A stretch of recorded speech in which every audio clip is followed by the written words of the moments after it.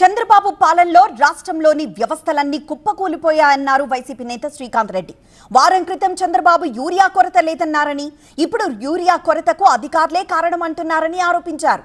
మంచి జరిగితే తన ఖాతాలో వేసుకోవడం, తప్పు జరిగితే ఇతరులను బాధ్యుల్ని చేయడం చంద్రబాబుకు అలవాటు అని విమర్శించారు. ల్యాండ్ టైటిలింగ్ యాక్ట్ గురించి చెప్పినాం, ఎన్నికల ముందు ఉదరగొట్టావు. ల్యాండ్ టైటిలింగ్ యాక్ట్ ఏదో చేసేస్తా, రద్దు చేసేస్తాను అదే చెప్పారు. ఒక మంచి కాన్సెప్ట్ ఆలోచన చేసి ప్రతి పేదవాడికి రెవెన్యూ సమస్య లేకుండా చేయాలన్నటువంటి ఒక ఆలోచనతో, అది ఇంకా మంచిగా చేయాలన్నటువంటి తక్కువ టైంతో పరిస్థితులలో కింద అధికార యంత్రాంగం కొన్ని కోఆర్డినేషన్ వల్ల కొన్ని తప్పులు జరిగిండొచ్చు. కానీ నువ్వేమన్నావు, పూర్తిగా రద్దు చేస్తానన్నావు. ఎన్నికల్లో భూములన్నీ జగన్ గారు తీసుకుంటారని మాట్లాడావు. మరి ఇప్పుడు ఏం చేస్తున్నావు? అదే ల్యాండ్ టైటిలింగ్ యాక్ట్ కొనసాగిస్తున్నావు. నీ ఎంతకు నువ్వే 1 వీక్ బ్యాక్ యూరియా కొరత లేదు, రిక్వైర్మెంట్ కన్నా ఎక్కువ సప్లై చేశానని మాట్లాడు. నిన్నేం మాట్లాడుతున్నావు?